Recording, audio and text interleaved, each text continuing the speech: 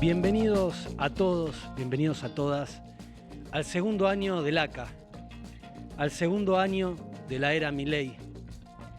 Este programa debía contar con otra representante de la intelectualidad joven, que es Leila Bechara, que no nos va a poder acompañar porque está sufriendo problemas de salud.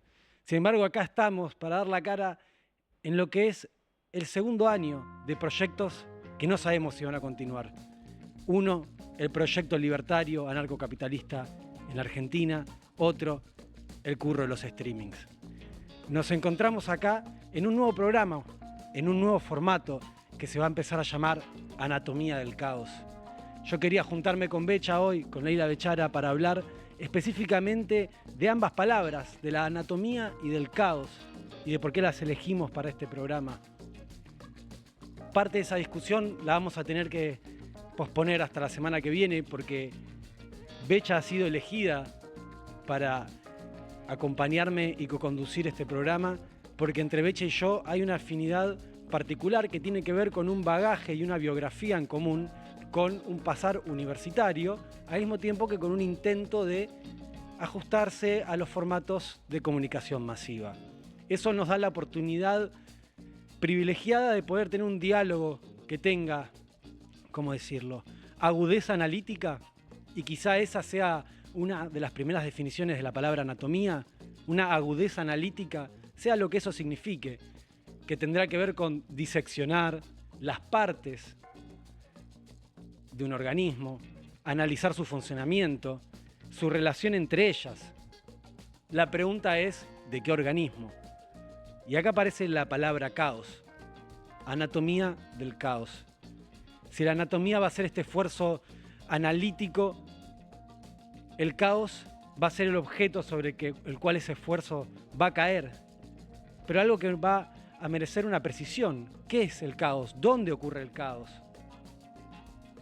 Antes de pasar a eso, quiero avanzar un poco más con la palabra anatomía y con la apuesta por la palabra anatomía por parte de Leila Bechara y del señor Octavio Majul, que tiene que ver con esta agudeza analítica, pero al mismo tiempo con una agudeza analítica que esté actualizada generacionalmente. Yo voy a cumplir, soy del 93, 32 años el 25 de marzo.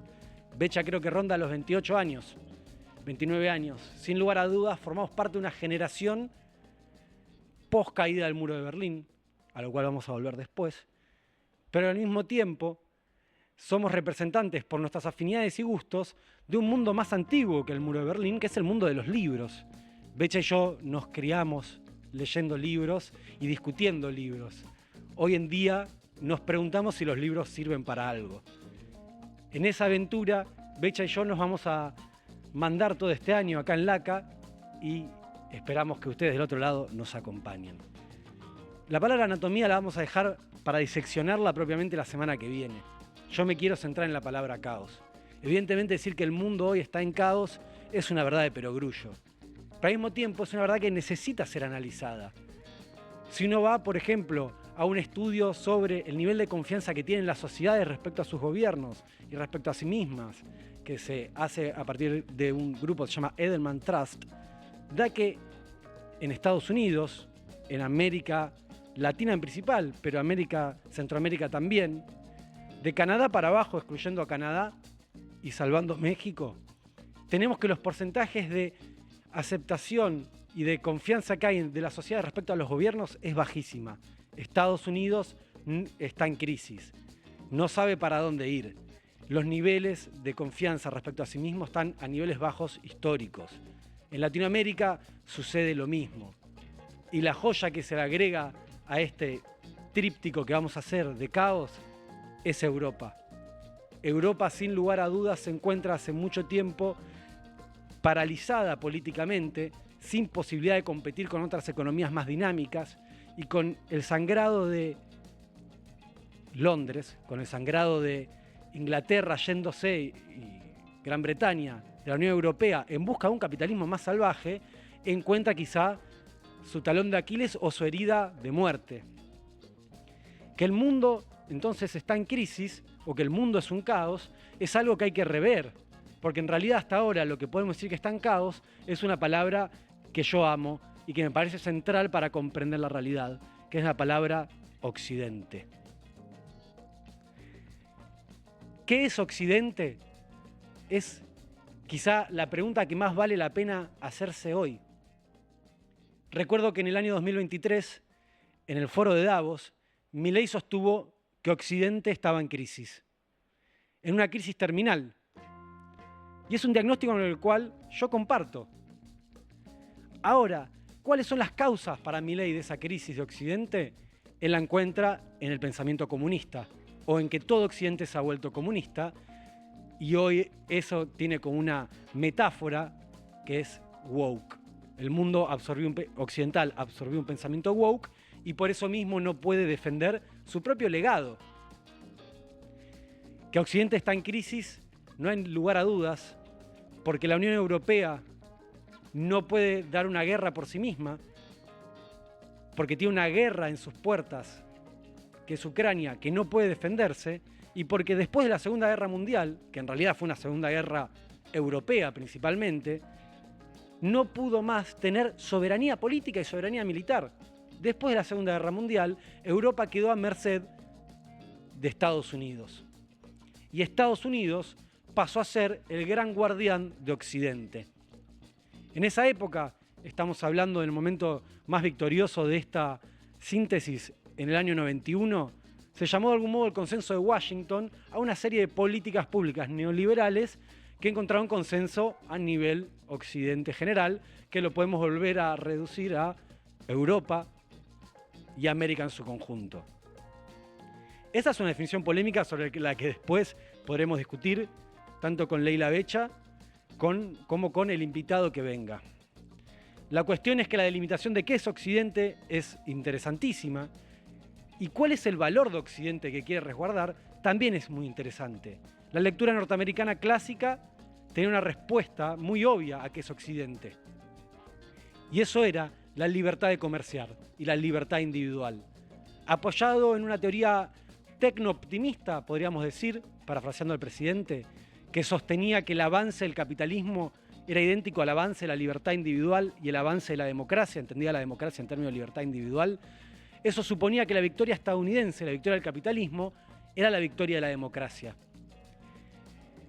Después le voy a leer a nuestro invitado algo que sostuvo Cristina en una carta también, que le contestaba un poco a Milei en Davos, y ustedes me pueden decir que el año pasado ya queda anacrónico temporalmente, pero visto desde el punto de vista de la historia universal, un año no es nada. Y todavía estamos en el medio de la resolución de lo que ya, sin lugar a dudas, después del conflicto entre Trump y Zelensky, es el fin del consenso norteamericano y del mundo unipolar que soñaba Estados Unidos después de la caída del muro de Berlín.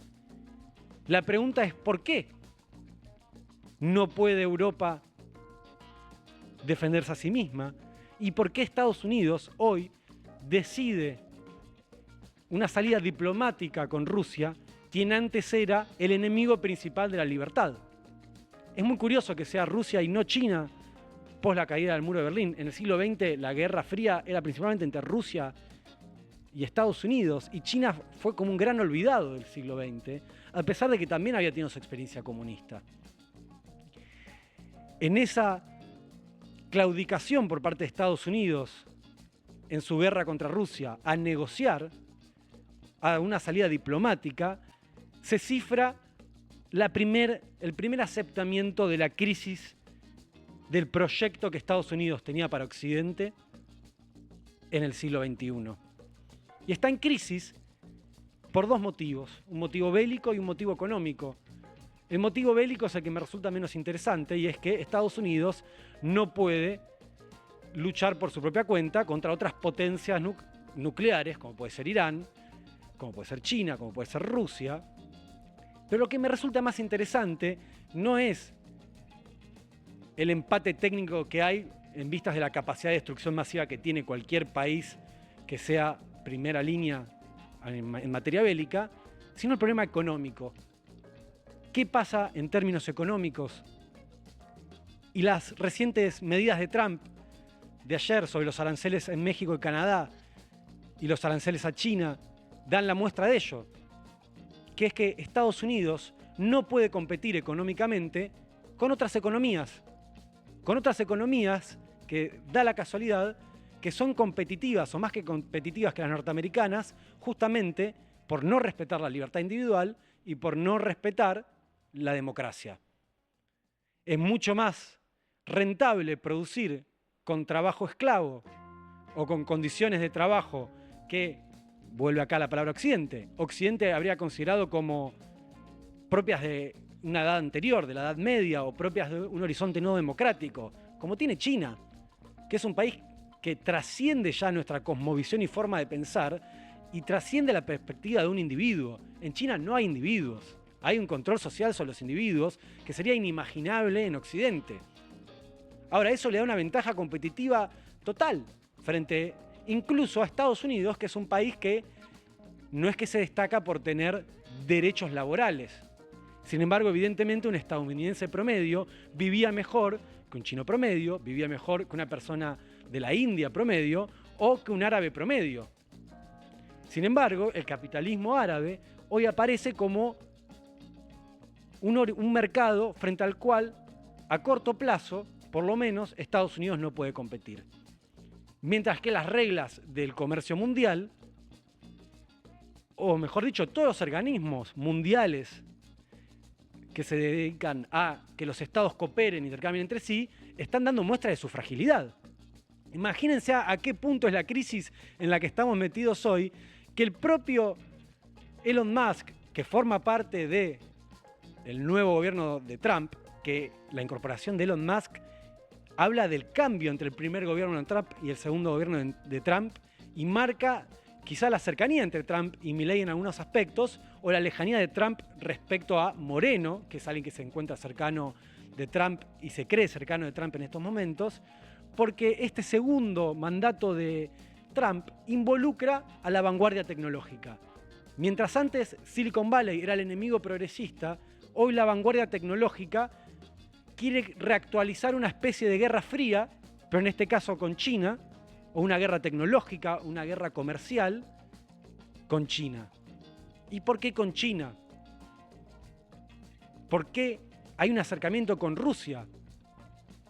Evidentemente, si alguien conoce el nombre de Dostoyevsky o de Tolstoy, sabe que la cultura rusa, en algunos aspectos, ni siquiera es tan lejana a la cultura literaria europea o occidental clásica. Incluso, si uno se remonta, Rusia nace de una decisión, parte de Rusia, de una decisión del Imperio Romano. Incluso en Rusia hay una iglesia ortodoxa cristiana que tiene su propio papa, que el Papa Francisco fue, en un momento histórico, hace ya unos años, el primer papa en reunirse después de muchísimo tiempo con el papa de la iglesia rusa. Es decir, hay componentes que marcarían que la afinidad entre Rusia y Occidente es mayor que la de China y Occidente. Y en ese sentido, el acercamiento de Trump hacia Rusia parecería ser correcto para salvaguardar Occidente, parecería tener que ver con una autocrítica de la propia posición de Estados Unidos en Occidente y por eso el propio proyecto estadounidense sobre qué era Occidente. Históricamente pensamos, lo que decíamos, que Occidente era la libertad de comercio individual. Esa es la interpretación de Milei de qué es Occidente. Para Milei, Occidente es la libertad individual entendida en términos económicos.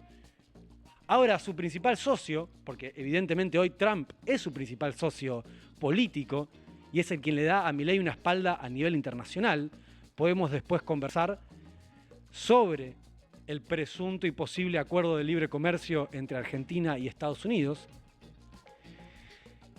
Pero mientras para Milei el proyecto Occidente es la libertad de comercio individual y el libre comercio global, para Trump, Occidente no tiene que ver con el libre comercio global, sino más que bien con la protección del Estado-nación de su propia economía y, en todo caso, de la negociación interestatal y de los consensos interestatales. Milei cree que la empresa es una forma de organización más eficiente que el Estado.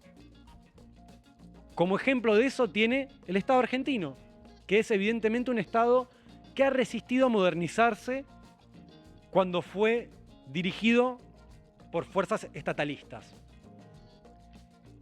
Parece vintage decirlo hoy, pero en 2016 se llamaba despolitizar a usar redes sociales y se creía que era neoliberal digitalizar los archivos del Estado. El pensamiento estatalista argentino, construido en contra del modernismo menemista, adoptó como una pátina antimodernista. Y eso le impidió dar un salto en las tecnologías de gobierno en el siglo XXI. Y le regaló a su enemigo la apropiación de esas tecnologías de gobierno. Un ejemplo de esto, por ejemplo, lo tenemos en el caso de la criptomoneda Libra. Ahí tenemos sintetizado el caos de esta época. La posibilidad a partir de las redes informales, las redes sociales son redes informales, por ahí operaron todos los reyes de la informalidad, desde Lotoki haciendo operaciones estéticas sin control, hasta quienes venden droga por Telegram, o en este caso, quienes a partir de la proximidad que puede lograr las redes sociales, acceder a la propia Casa Rosada, que es o a la Casa Rosada o a Olivos, digamos, pero a los centros neurálgicos del poder, de las instituciones, de la formalidad, lograron hacerlo a partir de la vía informal. Tal es el problema y el descalabro incluso a nivel institucional y jurídico, que no queda claro si es judicializable o no el tuit de Milei. Si Milei tiene o no responsabilidad jurídica por un tuit. Evidentemente la jurisprudencia no necesita de la literalidad para poder juzgar un caso. Pero sí es cierto que la propia posición de Milei al tuitear muestra el caos y la distancia que hay entre un mundo organizado informalmente y un mundo organizado formalmente. Evidentemente las criptomonedas no son necesariamente, o mejor dicho, el caso de Libra, un problema macroeconómico. La gente esperaba ver caer las acciones argentinas después del affair de Libra, y no hay una correlación entre una cosa y la otra, porque, tal cual dijo la SEC, el organismo que regula la bolsa estadounidense, las criptomonedas no son activos financieros que estén regulados por las leyes de la bolsa estadounidense, que es la bolsa más hardcore que hay a nivel global. Para que ustedes se den una idea, la crisis de 2008 que hubo por las hipotecas inmobiliarias están hechas a partir de una serie de operaciones que se llaman operaciones en corto, que en Europa están prohibidas. Evidentemente, por eso también Europa ha perdido capacidad productiva en términos capitalistas, porque no quiere adaptarse a un mundo que funciona con un capitalismo mucho más caníbal que el mundo tranquilo europeo quiere tener. Lo que no entendió Milei, que en una entrevista el domingo buscó espaldarse con el comunicado de la Securities and Exchange Commission de Estados Unidos, buscó espaldarse diciendo que no constituía ningún delito, que era lo que decía el comunicado, pero no constituía ningún delito porque sostenía que la criptomoneda no era ningún activo financiero, ni era un fondo de inversión, ni era algo que considere un estadounidense que invierta en la bolsa un elemento natural de la economía. Es decir, lo que está diciendo es que la herramienta que Milei creía que era una potencial herramienta para financiar pymes, no la considera ni siquiera una herramienta económica seria. Es decir, que lejos de darle la razón a Milei, lo problematiza, pero no a un nivel jurídico, que es la solución que muchos quieren tener con el problema de la criptoestafa, que evidentemente puede tener algún cauce jurídico. Sin embargo, a mí lo que me interesa remarcar acá es el cauce ideológico que tiene el affair de las criptomonedas y que he visto a otros colegas resaltarlo, que es que en ese propio fracaso, porque evidentemente fue un fracaso del gobierno de Milei, el avance y después el retroceso respecto al financiamiento en criptomonedas, se mostró el error y las patas cortas que tiene el proyecto de un anarcocapitalismo, el proyecto de un mercado sin ninguna regulación, el proyecto de un mercado sin instituciones, porque finalmente la Securities and Exchange Commission es una institución que regula el funcionamiento de los intercambios monetarios. Hagamos un pequeño ejercicio reflexivo sobre el origen de los bancos. Evidentemente los bancos tuvieron un origen al principio con gente que prestaba plata, que disponía de plata, que guardaba plata y que juramentaba protegerla, y que basaba su producción o su negocio en la confianza que depositaban los demás en ellos. Los primeros bancos nacen de una iniciativa privada. Estamos hablando más o menos siglo XV, siglo XVI.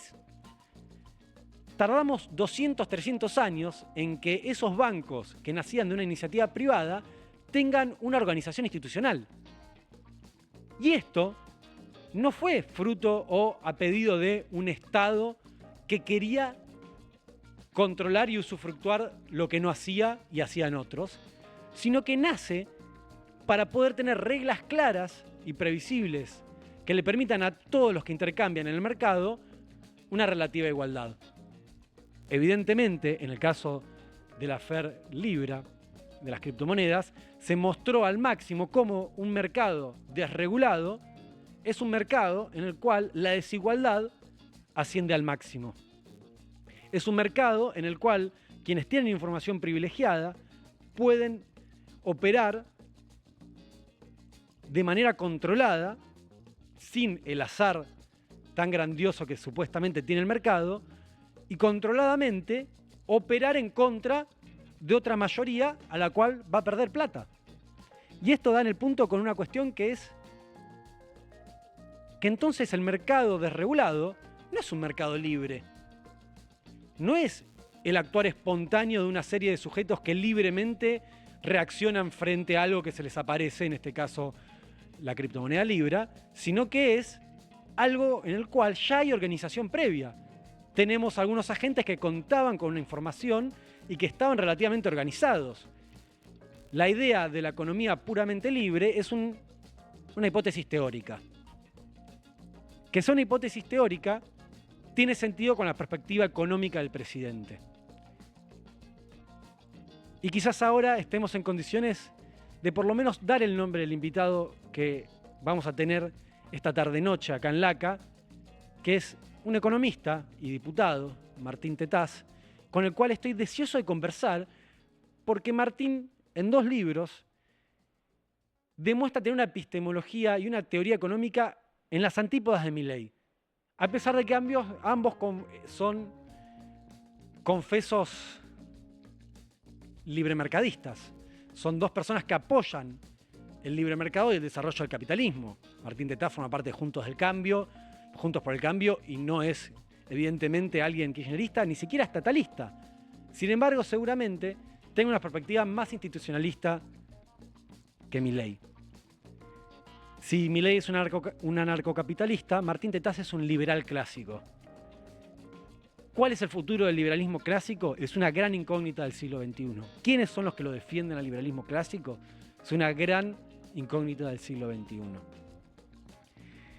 Tenemos entonces una anatomía de un caos que parece ser mundial. No. La India, China, Vietnam están en un momento histórico superior al que estaban hace 100 años. La crisis no es global. ¿Es una crisis occidental? Es posible que la sea. Ahora la pregunta es, ¿qué es Occidente? En un reciente tweet que había hablado antes de Elon Musk dice acordar con que Estados Unidos salga de la OTAN y de la ONU.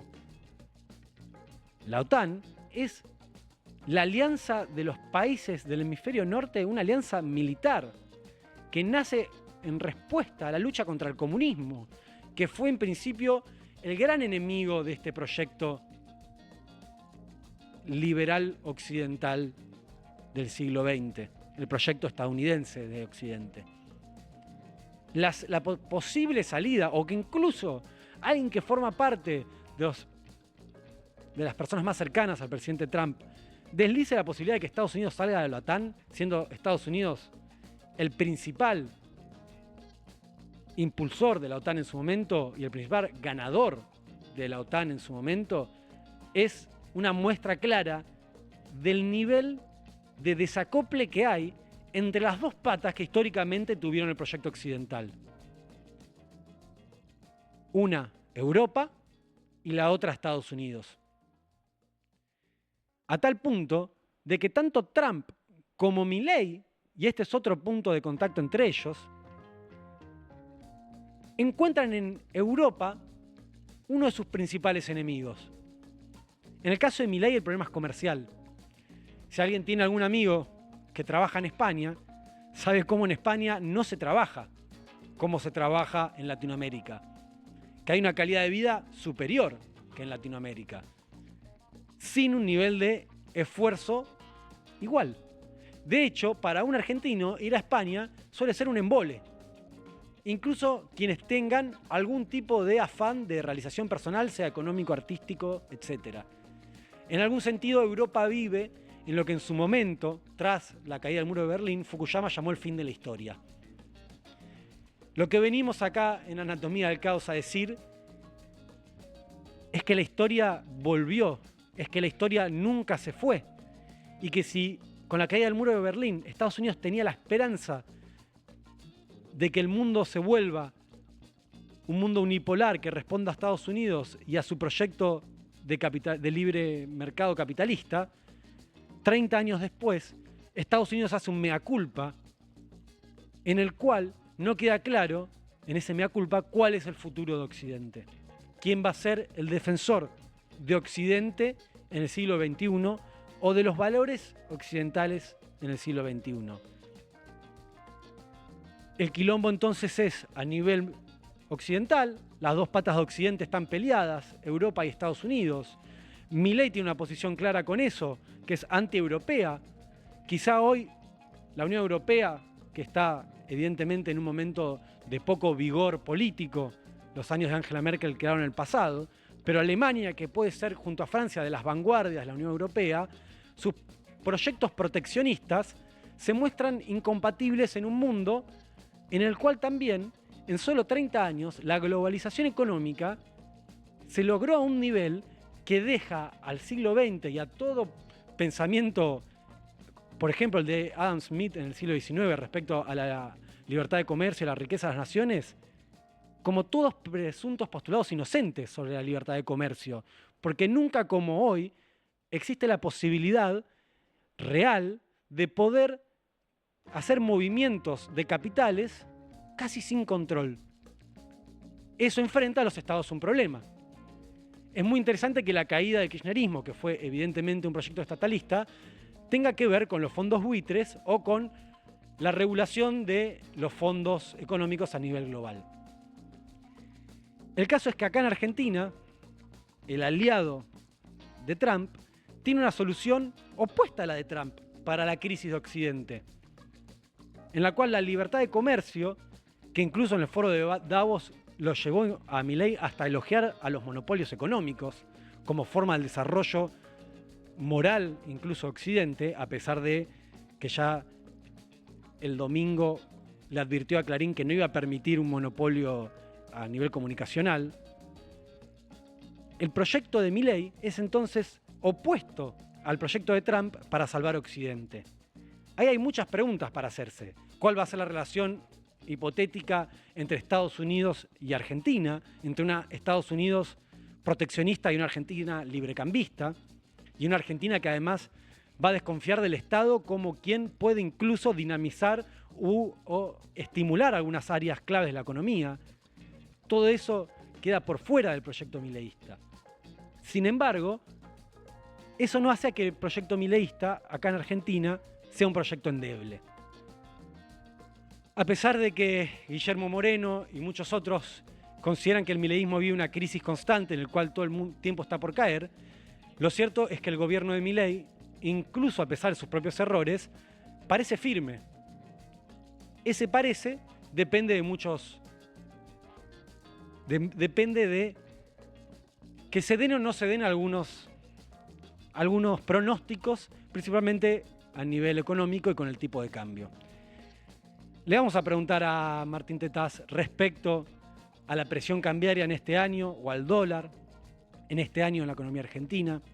Lo que sí está claro es que el ajuste que Milei habría hecho o no hizo, evidentemente, el sinceramiento, como lo llama el mileísmo, el ajuste, como lo llama el antimileísmo, más grande de la historia democrática argentina, se vanagloria Milei, lo critican los antimileístas, ese ajuste fue perdonado. Ya nadie asocia el diciembre de 2023, el enero de 2024, el mal pasar de febrero, de marzo, nadie lo asocia a Milei. Todo dependerá de si Milei puede o no controlar la inflación. Y acá va a aparecer un problema, que es que para Milei el problema de la inflación tenía una sola causa y era la emisión monetaria. Lo que se va a enfrentar Milei ahora, y en esto yo no soy especialista y seguramente Martín me va a ayudar a desasnarme, lo que va a enfrentar ahora Milei es algo muy similar a lo que enfrentó el gobierno de Mauricio Macri y la coalición de Juntos por el Cambio, que es un tipo de inflación atada ya no a la emisión monetaria, sino a la presión cambiaria. Que obviamente una ligación entre ambas hay, porque si el Banco Central tiene que salir a vender sus reservas o tiene que emitir títulos públicos para hacer atractiva la compra de bonos públicos y no la compra de dólares, la masa de dinero total aumenta. Sea como sea, en términos legislativos, a pesar de no tener mayoría, Milei parece poder avanzar con lo que quiera. En términos institucionales, se nota más que nunca, y también a nivel occidental, que las instituciones nacen de consensos humanos. Y el nombramiento por decreto de 2 jueces solo depende finalmente del aceptamiento de un tercero, como puede ser Lorenzetti o la Corte Suprema ya actuante, y que entonces las instituciones están en un nivel de debilidad o de apertura, que eso también puede ser creativo y puede dar dinamismo, pero que no tiene parangón. Eso evidentemente también habla de la crisis del proyecto liberal, porque la división de poderes era un proyecto liberal en su momento y republicano. La pregunta por quiénes son los representantes del republicanismo y del liberalismo en este mundo occidental es una pregunta que también le quiero hacer a Martín. Milei no tiene enemigos reales que le pueden hacer daño. La oposición política es vergonzosa.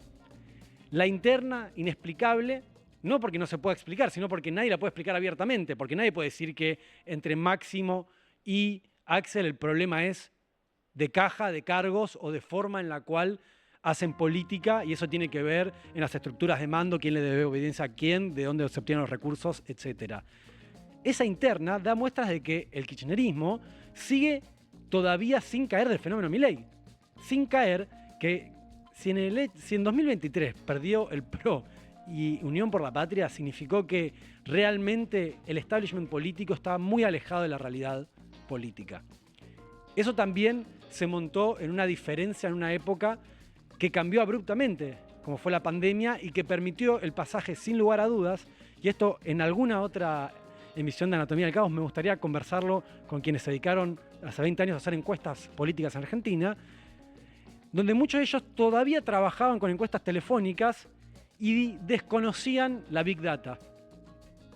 Todos estos cambios tecnológicos, que son cambios en la forma de hacer política y en la forma de hacer gobierno, muestran lo endeble que estamos en este 2025, ya totalmente entrados en el siglo XXI, pensando con categorías del siglo XX y todavía a mitad de camino de encontrarle la vuelta. Quiero detenerme, antes de pasar a la entrevista propiamente dicha con Martín Tetaz, a un tuit de Milei del día de ayer, si no me equivoco, o si no de la noche del lunes, que tuvo que ver con una respuesta a la editorial de Pani en Odisea Argentina, en la cual marcó que el salario en dólares en Argentina estaba alto y eso hacía a la economía argentina poco competitiva y entonces demandaba de algún modo la economía por su propia cuenta una devaluación. Esto lo hacía a partir, obteniendo datos, del mercado de futuros de dólares, donde ya el dólar no se opera bajo la presunta devaluación del 1% que dice el gobierno.